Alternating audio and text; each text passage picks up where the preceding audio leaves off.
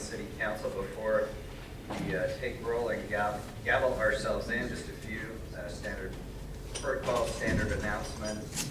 If you want to testify, please sign up on the sign-up sheet that is out on the table out front. After invited testimony, we will be calling folks in the order that they signed up. If you are a lobbyist, which is defined under local law as representing a business or an organization authorized to speak on their behalf, and you are speaking on their behalf, then you just need to let us know that up front. We just want your name. Other than that, we just want your name. Or if you're a lobbyist, your name and who you're representing.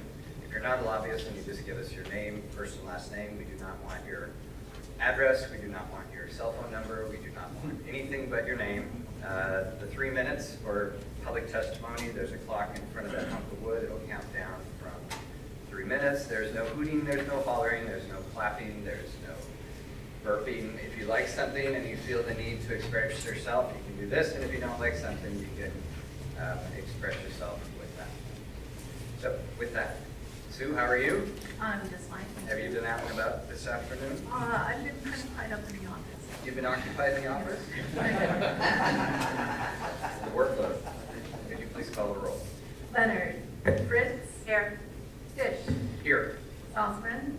Adams. Here. Quorum is present. We shall proceed. We have 3 related items, all Thursday for the Thursday 2 o'clock, November 17th time certain. Can you read the title for all 3? Item 1240, declare the City of Portland's support for the renovation of Veterans Memorial Coliseum and authorize the city, RIP City Management LLC, doing business as Portland Area Management, successor in interest to Oregon Arena Corporation and Portland Winterhawks, Inc., to continue to negotiate a redevelopment agreement for such renovation. Item 1241, authorize sole source acquisition and execution of a redevelopment agreement and related agreements, redevelopment agreement with the Portland Winterhawks, Inc. and RIP City Management LLC, doing business as Portland Area Management, successor in interest to Oregon Arena Corporation for the renovation of Veterans Memorial Coliseum. Item 1242, authorize legal services agreement with Ball Janet LLP for outside counsel related to the Veterans Memorial Coliseum. Very pleased today to present for council consideration and for public hearing a term sheet agreed to by key stakeholders to enhance and renew Veterans Memorial Coliseum and to preserve its, as we do that, also preserve its history. Veterans Memorial Coliseum is the heart and soul of the Rose Quarter, and the City of Portland, the Portland Development Commission, along with the Winterhawks and the Blazers, have over the past 2 years, with great input and advice from a stakeholder advisory committee, all leads to today. The funding available for the project is currently projected to be $30.5 million, which includes more than $17 million in public money. About $250,000 will be generated from the project to be used for RAC's 2% for art set aside for artwork related to the enhancement, refurbishment, and restoration of Veterans Memorials. More than $7.5 million of the resources, these resources that I'm mentioning now are from the Oregon Convention Center Urban Renewal Area, have been set aside to meet the affordable housing goals within the URA. Among the items anticipated to be included in the Veterans Memorial Coliseum improvements, and it is still a draft list because as we move into further engineering and design, we will know more precisely what the cost of some of this stuff are. But these are some of the high on the wish list items. Seat replacement, improved ADA seating, National Hockey size ice rink, remodeled concession stands, which including ADA accessible counters, updated lighting and ADA compliant interior doors, restored landscaping and enhanced memorials, as I mentioned, in the Memorial Gardens, a complete roof replacement, upgraded emergency lighting system and building-wide fire alarm system. The project will pursue a LEED Gold certification and will be subject to all of PDC's workforce training, hiring, equity, and apprenticeship programs. Improvements to the Veterans Memorial Coliseum and Memorial Gardens will expand opportunities community use of the facility. They will provide a celebrated gathering place for events and activities while promoting our creativity, livability, and diversity. And despite what some might think, this is helping to preserve and improve what is, in reality, in the Pacific Northwest, one of the most used public buildings around. So with that, I would like to recognize the chair of the Portland Development Commission, who has worked very long hours on this while I've had other things to do. It also happens to be an area of expertise, and I want to thank you for your great leadership and work in bringing this back. Thank you, Mayor. Good afternoon, Mayor Adams and Commissioners. We are here today. I'm Scott Andrews, Chair of the Portland Development Commission, and I'm a project sponsor for the redevelopment of the Veterans Memorial Coliseum. We are here today, and I have Jack Graham from OMF, Jim Piper from the Winterhawks, and Chris Oxley from the Portland Arena Management. We're here today to update you on the status of the Veterans Memorial Coliseum and to discuss the development of a non-binding term sheet between the City of Portland, Portland Arena Management, and the Portland Winterhawks. I want to start by talking about why we're investing in the Veterans Memorial Coliseum. Over the last 3 to 4 years, there has been significant discussion around what should and could happen with the VMC. After a long public process that looked at all the possibilities, the mandate was received from the community and from City Council that efforts should be made to preserve this historic building. In turn, these efforts will trigger results that move well beyond preservation. First, the creation of a more vibrant VMC that will catalyze future Rose Quarter development and grow the tax base. When I say that this project will be catalytic, I mean that it will have deeply energizing effects on multiple fronts. From an economic development standpoint, investing in the Veterans Memorial Coliseum, a city-owned asset, solidifies the future for this facility and sets the stage for potential private sector development within the Rose Quarter. As long as there's a question mark on the use of this site, it's going to be very difficult for any developer to know what a successful Rose Quarter development might look like. From a planning standpoint, this project is integral in the Rose Quarter plan, which in turn will be incorporated into the Central City 2035 plan. From a sustainable standpoint, the preservation of this historic building anchors it within an innovative district energy plan. And finally, from a community investment standpoint, this project underscores the important role that the VMC plays and will continue to play for all Portlanders. Second, enhancements to the Coliseum are expected to provide additional community access to gathering space, recreation and cultural opportunities that will support neighborhood livability and attract new businesses to create new jobs. And finally, renovations and improvements to the VMC will enhance the convention center setting an environment within the urban renewal area and help present the best of Portland to visitors, thereby extending convention stays, return visits, and business recruitment to the region. As noted on the attached term sheet, the project budget is estimated to be $30.5 million. As the mayor told you, the city will provide $17.1 million through tax increment financing. The Portland Winterhawks are proposing to provide $10 million, and the project will receive about $3.4 million net from historic tax credits. I'd like to, again, remind you that we're able to issue this additional debt to reach the maximum indebtedness without private placement of the bonds. Our dedication of the extra funding to VMC has the added result of additional set-aside resources in the Oregon Convention Center, URA, for housing. The TIF set-aside is approximately $7.5 million and can be used anytime going forward. I also want to point out that TIF resources were always contemplated for the use in the Rose Quarter.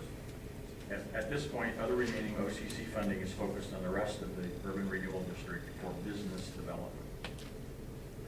From a project perspective, the project team has worked hard to strike a balance between capital repairs and operational enhancements. The proposed project reflects that balance, as well as the recommendations from a 2-year outreach effort with the public and the Rose Quarter Stakeholder Advisory Committee.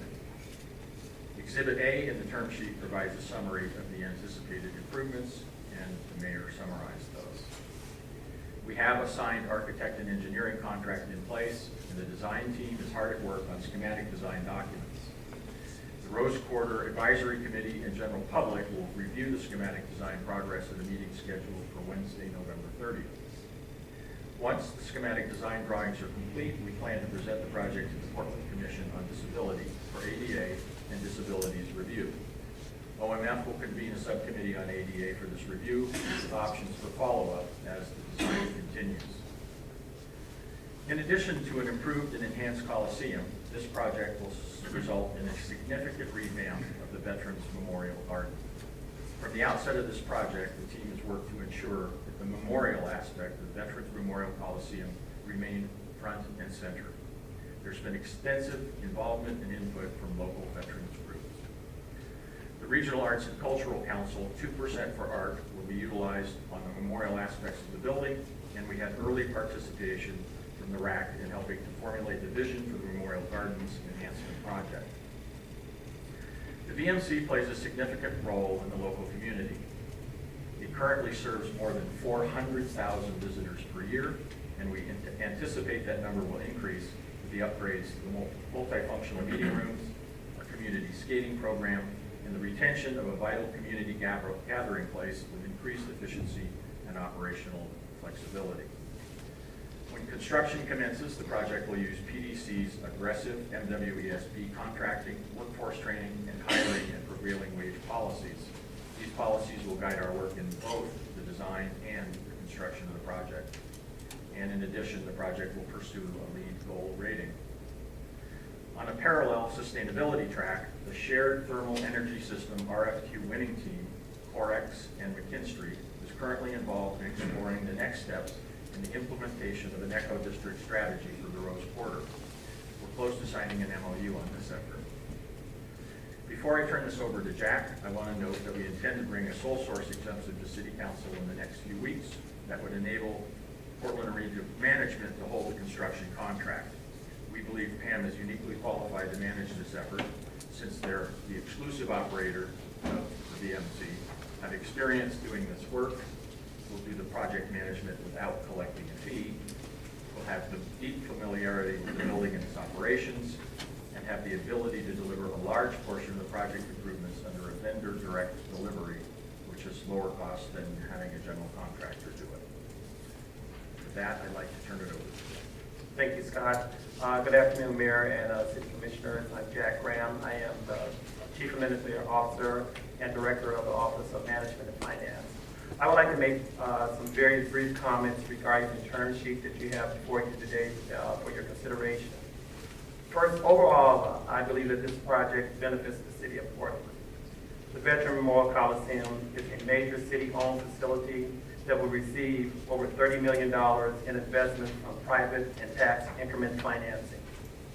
This investment will greatly reduce the city's capital liability exposure and help ensure that the Coliseum remains an asset to the city. The parties to the term sheet acknowledge that the city cannot agree to bear cost overruns that will increase risk to the general fund. The term sheet also requires that the general contractor provides a guaranteed maximum price for construction costs, which will also reduce the possibility that the project will run over budget. In addition to the guaranteed maximum price, the term sheet includes a large contingency of 20% into construction, which will reduce the likelihood that the project will exceed budget due to unanticipated cost overruns. It should be noted that no general fund dollars are being committed to the renovation of the Coliseum, and we do not anticipate that the city will issue any spectator funds or general fund debt for this project. The city may, however, play a role in the bridge financing for historic tax credit resources. But at this point, it is uncertain as to how that role might be structured. The bridge financing issue will be addressed as part of the redevelopment agreement, which will require your approval. In closing, I would like to say that I believe that this term sheet would be a good starting point in negotiation of the redevelopment agreement. Thank you. So, Mr. Piper from the Winterhawks and Mr. Oxley from the Portland Arena Management wanted to make just brief statements, and then we'll be ready to answer any questions you might have. Thank you. Good afternoon. I'm Doug Piper, President of the Portland Winterhawks Hockey Club. As an addendum to PDC Chair Andrews' testimony, the Portland Winterhawks are pleased to be among the parties that have reached this important milestone, presenting the Veterans Memorial Coliseum redevelopment term sheet to the City Council today. The Winterhawks remain committed to support the city's efforts to revitalize Veterans Memorial Coliseum by playing the dual roles of primary tenant and private equity investor. We are very pleased and impressed with the effort and energy put forth on this project by the city, PAM, and PDC, and although this has not been a highly publicized process, I assure that all parties have been working very diligently behind the scenes to meet our aggressive timelines. As has been our mission from the beginning, the Winterhawks are proud to be in a position to contribute to the rebuilding of this nationally registered historic landmark. Like Geldman Field, we believe Veterans Memorial Coliseum has the potential to be a phenomenal public space that will well serve hundreds of thousands of regional residents, from hockey fans to high school sports enthusiasts to concert lovers, to our veterans community. Allow us to take this opportunity to thank City Council for providing the support needed to complete the restoration of Veterans Memorial Coliseum. Thank you, Ms. Pfeiffer, and thank you and your management team and your owner for bringing to even greater life Winterhawks and the fan experience, and you've been a great partner in this, and we appreciate it. Mr. Oxley. Good afternoon, I'm Mayor Adams, Commissioners. Once again, my name is Chris Oxley. I'm the General Manager for the Rose Quarter here representing PAM. If it's okay, I won't mention all of our DBAs and successors and interests as outlined earlier. I'm here primarily to provide support to this group. Chair Andrews has outlined in great detail where we stand as of today. For me, I think it's important to publicly compliment the groups that have been involved and have gotten us this far in the Winterhawks, OMF, PDC, and the veterans community. I'm personally excited to play a part in this project and in the very near future be able to deliver back to the stakeholder advisory committee some outcomes from the past few years. So that's an important element for us, and we're looking forward to that opportunity. We do have an aggressive schedule ahead of us, one that we believe that we absolutely can meet, and I wanted to express our continued commitment to this project and moving this forward as expeditiously as we can to meet the deadlines coming and deliver the Winterhawks and the rest of our users a building that we can all be proud of in the very, very near future. So with that, I'm primarily here to answer questions and provide any feedback to council. Thank you. So I have a question just to really refresh my recollection on the term sheet, paragraph 8. It talks about community benefits and enhanced community usage. And the clause states that the public will continue to have access to the plaza space outside DMC for community events, access to meeting rooms inside DMC, and access to DMC for ice skating. So I understand the ice skating piece, but could someone remind me what is the current level of public access to either the plaza and to the, I guess we call it either ground floor or basement floor space? I'd be happy to.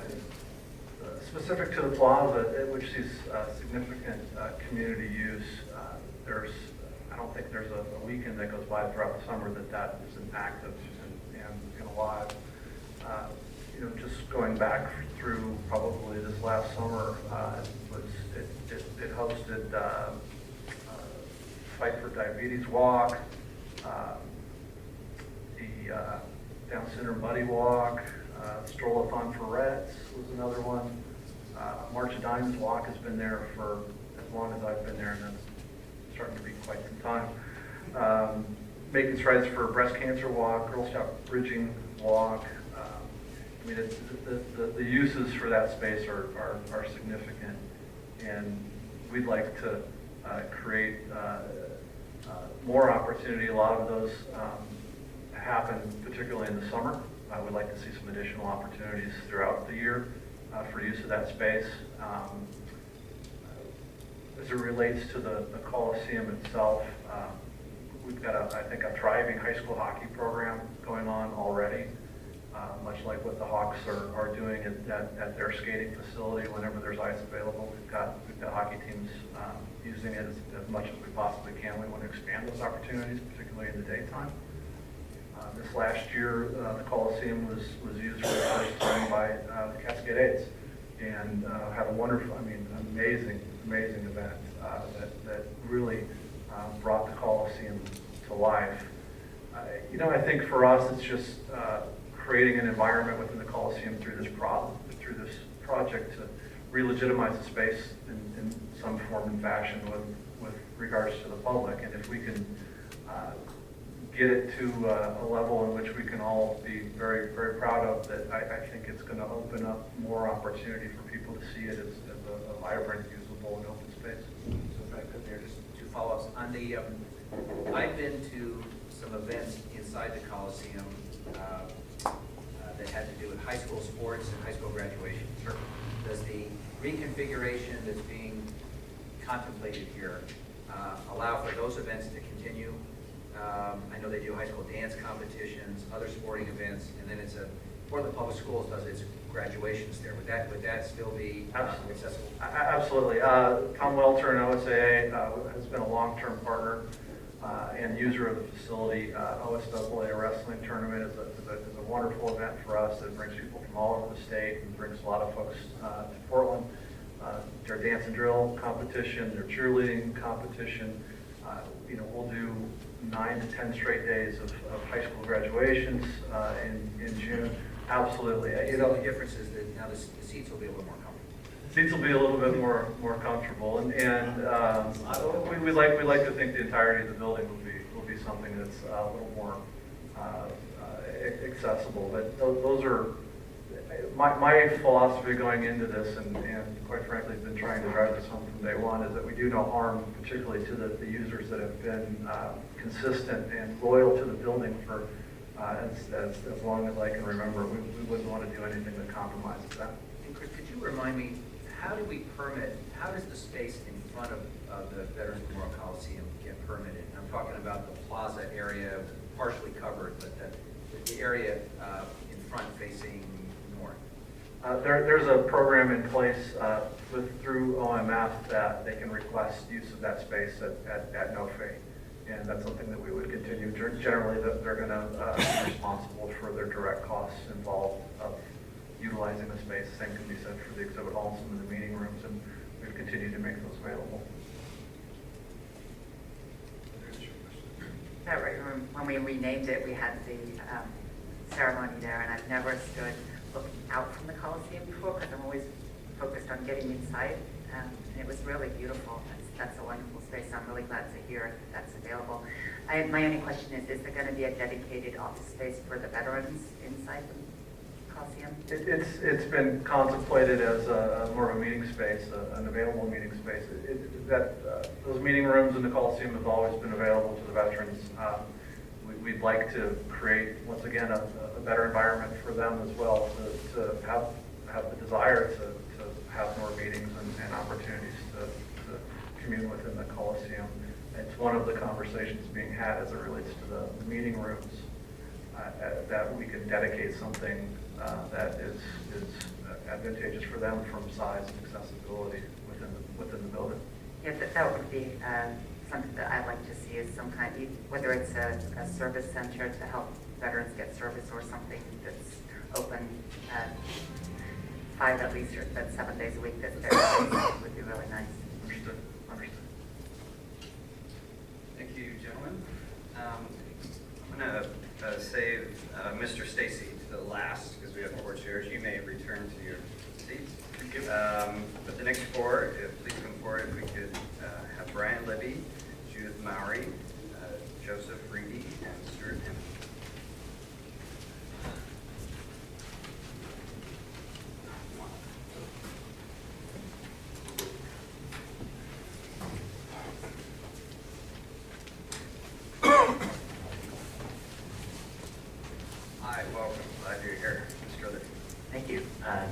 My name is Brian I'm here on behalf of a grassroots volunteer organization called the Friends of Memorial Coliseum. I appreciate the opportunity to speak here, by the way. I'm also, in a certain respect, here on behalf of 3 organizations that have expressed their support for the restoration of Memorial Coliseum: the National Trust for Historic Preservation, the American Institute of Architects, and the U.S. Green Building Council. And if it's okay to say so, I'm also here on behalf of my grandfather, who is not able to be here, but is a World War II vet who landed at the beaches of Normandy and wanted to express his support as well for the building. I make my living as a journalist and have spent the last 10 years or so in Portland, mostly covering architecture and visual art for a variety of publications. The Memorial Coliseum is the one situation where I felt it necessary to kind of step beyond my normal role as an impartial journalist, because I grew up in Portland and in Oregon, going to this building, and then as I became involved in architecture, developing a passion for it as kind of the epitome of the World War II generation's contribution to architecture. And I just wanted to come here and emphasize, among other things, that it's a unique building, not just in Portland, but in the United States and the world. As best I can tell, the Coliseum is the only building in the world, the only arena in the world with a 360-degree glass view to the outside.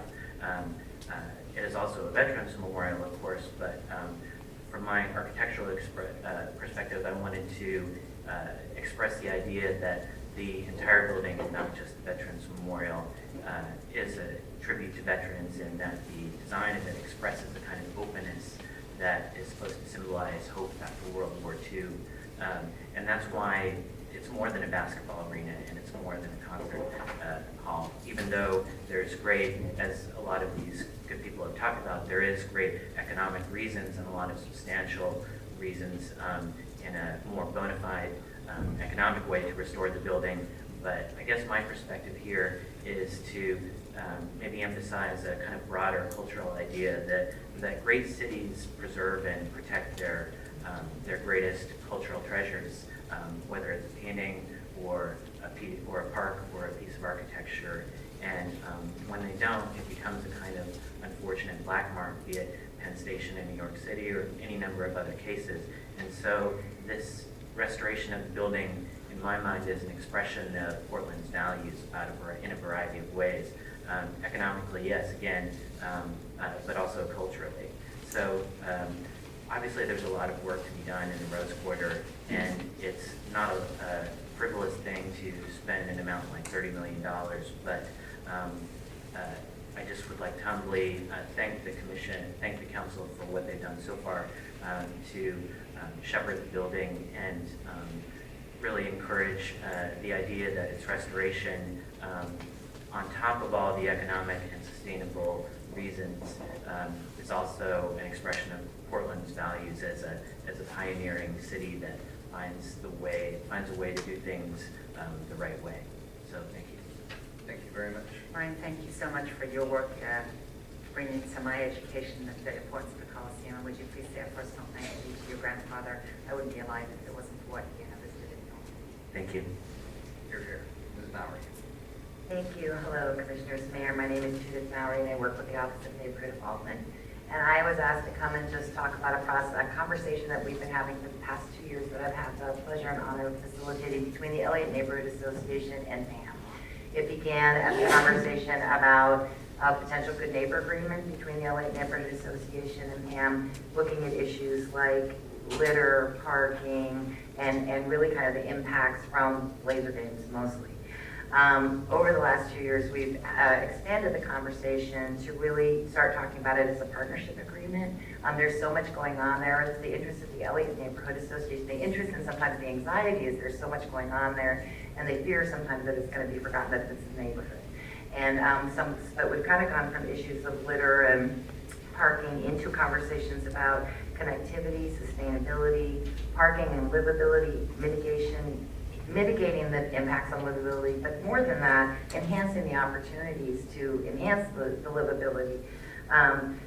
talking about things like what do community agreement benefits look like. It's been a really rich conversation. I think Pam has been a great partner in this. Angela Kremer and Mark Warwick have worked very hard from the LA Neighborhood Association, and really looking at community connectors. And I think that I was very moved by what you said, and the word restoration really rings with me, as most people know. But I think that there really is an opportunity to reconnect a community there. That's what I keep hearing from people. So we've been having a conversation that looks at identifying common interests, but even more than that, exploring what may appear to be conflicting interests. And I think one of the things that's been great about the conversation is we found that underneath that there are often a lot of common interests and different ways to think about it. I would also like to thank, particularly, I have to thank Justin for his work from Pam, because he has been very helpful in connecting. In a lot of meetings, he has updated the Elliott neighbors on all these other projects. And as I said, there's a feeling that there is just so much going on in that area, and the Elliott Neighborhood Association feels like a very overstretched volunteer group. And I think this conversation has been very positive around reconnecting people to a sense of history of the neighborhood in that area. Thanks for your work very much. Appreciate it.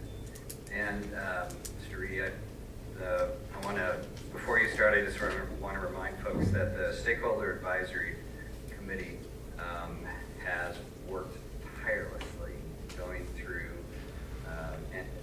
details of what has been tried in the past and failed, and really helped me and others understand that past failures to renew and renovate, rejuvenate, bring it to its full potential for the entire portion of this neighborhood really were blocked by a lack of decision on the future of Memorial Coliseum, so Veterans Memorial Coliseum. So I just want the council to be reminded that Mr. Reedy is representing a group of 28 or so stakeholders that have done a fantastic job. So thank you. Thank you, Commissioners. Thank you, Mayor. I have no great sentimental attachment to this building. Before this whole issue arose, my primary memories of this building were 5 miserable days spent downstairs in the exhibit hall, struggling through my architectural registration exams. No Blazer victory or Winterhawks win has ever made up for that. But when the issue of demolition came up, it just didn't make sense to me to contemplate demolition without first establishing what the value of the building was. So I spoke up, demanding that, asking for that, and I got my wish, and I got appointed to the Stakeholder Advisory Committee. So my participation over the last 2 years in that has demonstrated that this building does have value. It contributes economically, socially, culturally to the exchange and energy of the city. It has a large number of constituents. It has a large number of uses. It has tremendous potential. It also has a very long list of deferred maintenance items that this bill before you today represents the first step. So I hope you take that first step today. Thank you. Mr. Emmons. Thank you, Mayor and Commissioners. I'm Stuart Emmons, co-founder of Friends of Memorial Coliseum with Brian. And the Friends have had much to do with saving the Coliseum. We helped get it historically registered, and we have been kind of tireless advocates for a restoration of the Coliseum. We have a nationally historic landmark now, and it embodies a moment in our history where the future was embraced, and it's really a key piece of Portland history now. It's just simply an architectural masterpiece on an international scale, and when it gets rejuvenated and lit up, it will become obvious. I'm excited that we're going to create jobs, and starting in January and on into, James will get the drawings done in time. In July, we'll have many new jobs for Portland. I'm excited about $7.5 million going to housing. And I'm also, I think it's great that money will not be taken out of the MLK and interstate corridors, and it will be really focused on this area. We've always seen a rejuvenated Coliseum, this internationally recognized masterpiece, as the nucleus for the rebirth of the Rose Quarter. And I can see articles in national periodicals, and I think we're going to be able to really market this building for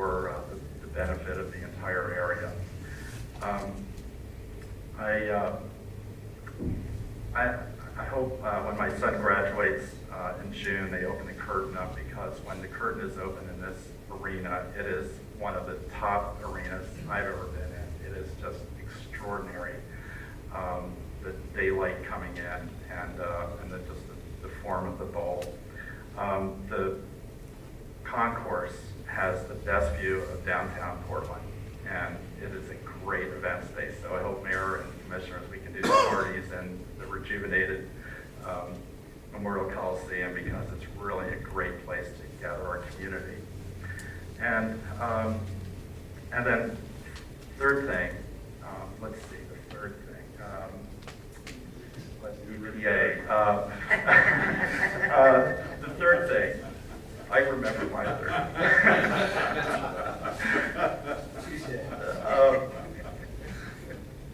So hopefully, I love trees, but maybe we can take a few of the trees down around the Coliseum, because I can see people driving into the city on the band field, or walking on Tom McCall Park, or on the river, or whatever, and coming down I-5 or within the neighborhood, on the neighborhood streets, walking, driving, biking, and seeing this glowing, and maybe we have dynamic lighting within the Coliseum. There are all sorts of opportunities where we can light the bowl, and this can really be a beacon for our city, and we'll say that is our tribute to our veterans.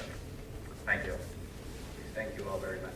And that is a good segue to introduce our last invited testifier, but the most important, Tony Stacy, who's also a member of the Stakeholder Advisory Committee representing veterans on this and many other issues. Mayor, Commissioners, thank you for allowing me to sit here today. I have two different outlooks of the Veterans Memorial Coliseum. Not first or most important, but from the sports advocacy end of it. The Veterans Memorial Coliseum has a very strong tradition and history when it comes to sports in Portland. There's been a championship, there's been many children, many families, many community members that have passed through those doors. On the veterans side, I speak for the veterans community as part of the other communities when the veterans say they're very appreciative of what you have done so far in the renaming and rededication of the building, but most importantly, recognizing the veterans community as partners in this project has awakened quite a few of the veterans that have been sitting on the sidelines waiting to see what happens.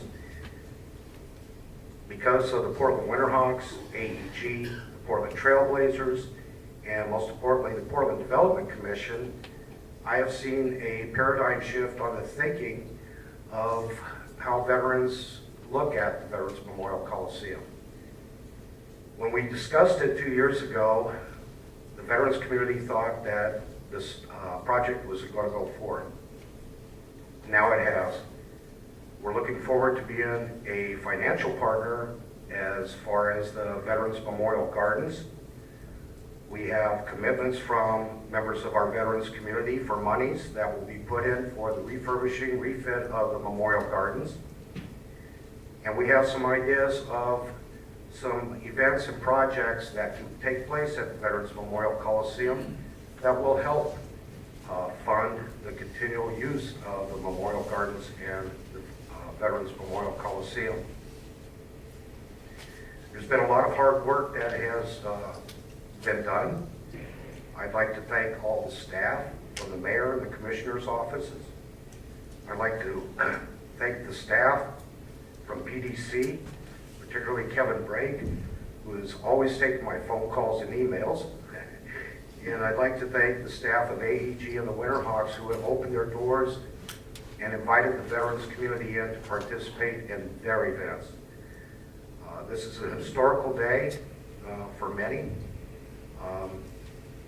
I'd like to say thank you again on behalf of the veterans community. They are watching and they're ready to stand up when you need them. Thank you. Thank you, sir, very much. We really appreciate it. All right, we'll now open it up to public testimony. And we have one testifier, Brad Perkins. Mr. Perkins? Welcome back.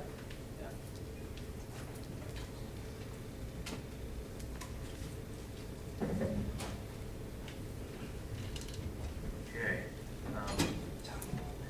Mayor Adams, and Commissioners, thanks for allowing me to speak.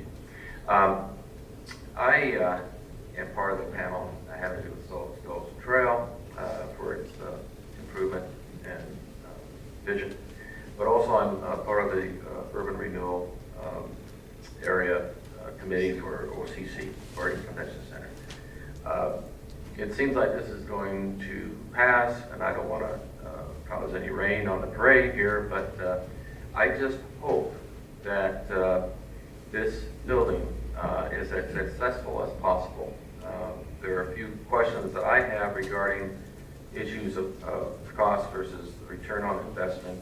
I hope that the Winterhawks increase their crowd numbers so that there's a great more outpouring of dough that comes into the building and it becomes a success. I really do, because I used to have a company in preservation myself. I know the importance of historic buildings and preserving them.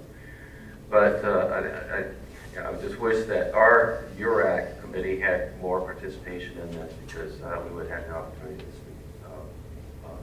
to grind down on the numbers a bit more. One of the ways in which we can make this more successful is to have more critical mass. In other words, more people coming down to that area. And during the whole process of review of this building, there wasn't enough in regards to a master plan of the area, especially between Interstate Boulevard and the river.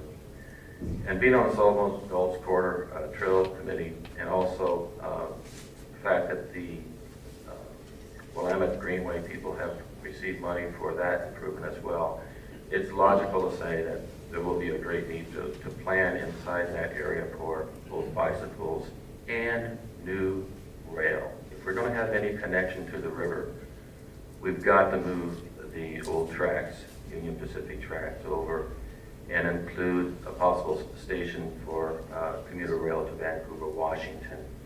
Okay? Vancouver, Washington, which will be part of the same system, to Vancouver, BC, part of a high-speed rail system.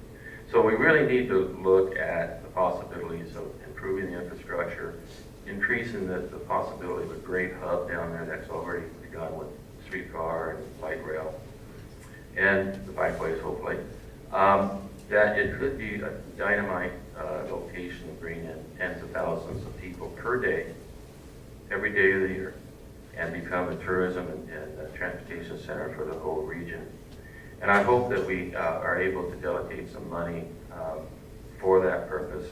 The Northeast Quadrant study doesn't seem to have that as a high priority. The highest priority for that group is improvements of I-5, widening it for greater access to the garden, which is fine, but we must also plan for alternative modes of transportation as well in that area, and help improve success of Coliseum as well. Thank you for your time. Thank you, sir.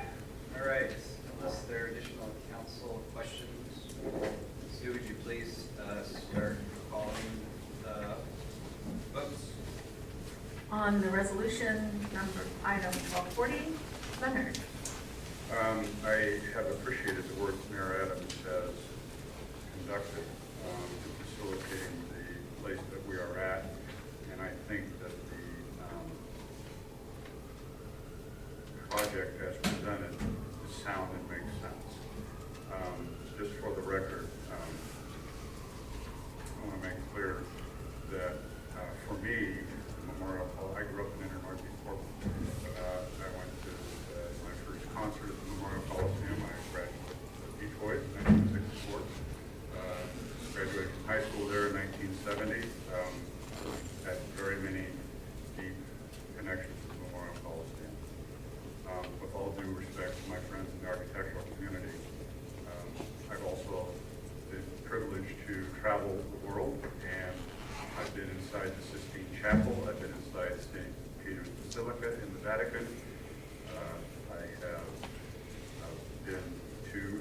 beside Westminster Abbey.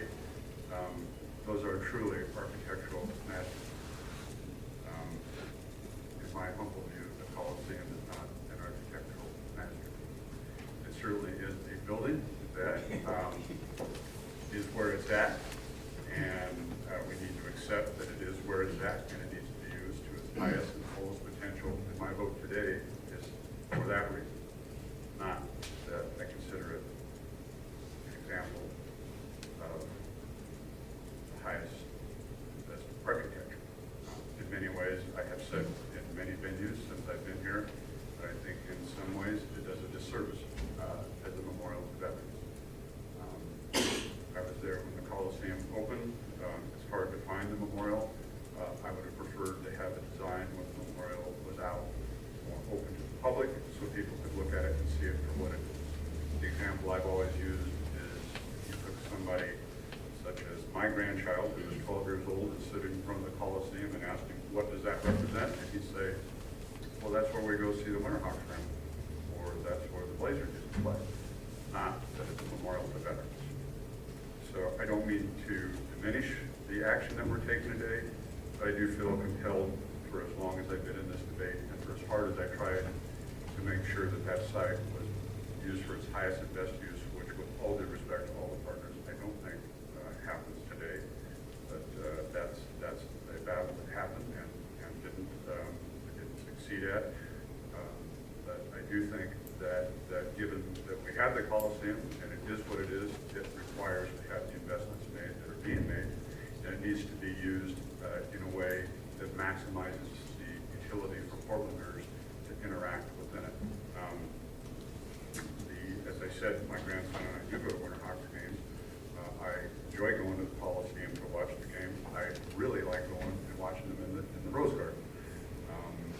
And I hope that the experience that occurs after this investment in the Coliseum reflects the experience that happened at the former PGE Park, now Geltman Field. It is a remarkable transformation that occurred in that venue as well, and I can tell you my experience watching Portland State Viking games there is exponentially greater for myself and Cole and my wife than it was prior to the investments. I can only hope that this approaches that kind of transformation when the project is completed.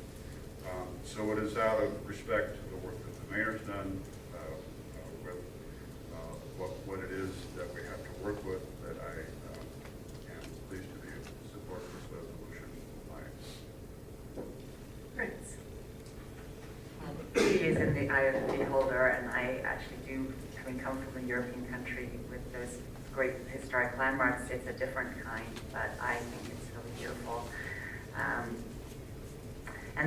And I appreciate that gracious speech, Commissioner Leonard, because that is recognizing that we have made the decision to move forward with it, and that it now requires an investment of funds to maintain the city's property and to make very good use of it. Since the Spectator Fund no longer has the funds for the improvements because that fund was used for Geltland Park improvements, this creative financing and this investment of public money for the building is necessary. And I think it is good economic development investment to create a more vibrant Coliseum and indeed a part of a vibrant Rose Quarter. The point was well made that we do need to make the entire quarter work better and be more in use 24/7. This is one piece of that, and I think it will definitely revitalize and give more energy to the Coliseum and indeed bring it to its finest use, which is as a Veterans Memorial Coliseum. And I think that those who gave their lives in the Great Wars and others would be very glad to know that the community is going to be coming into this space with their name to enjoy the freedoms that we have here in America. I appreciate that the Winterhawks are dedicating such a huge investment and making sure that they remain part of our community, and appreciate that community spirit. And the Blazers Portland Arena Management continuing to do the management so that it is managed in a holistic manner also makes a lot of sense to me.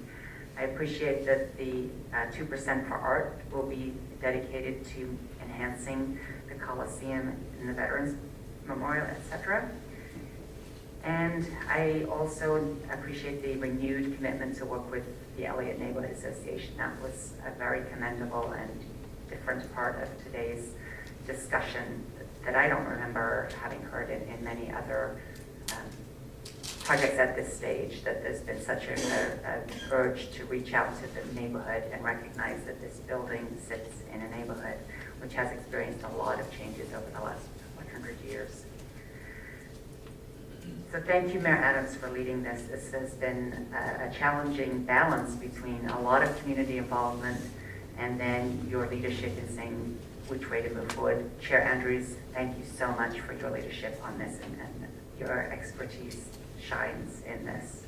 And I'm really looking forward to it getting done in good order. I am looking forward to those good jobs that are going to be going into our community right now with the local folks working hard to renovate our beautiful Coliseum. Hi. Fish. Originally, the only issue I was going to raise was I still haven't, despite all the briefings, I still don't understand the icing rule. But, Not enough time to take but in light of one of the comments here, I feel a modest rebuttal is required. So the Portland Parks and Recreation a couple weeks ago received the gold medal as the top park system in the country.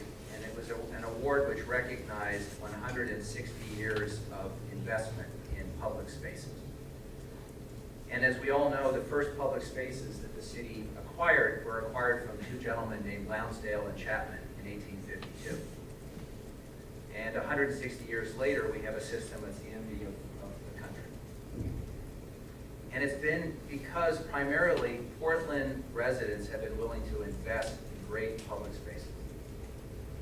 And so today we have a forest park, a wildlife corridor on the west side. We have a Tom McCall waterfront park.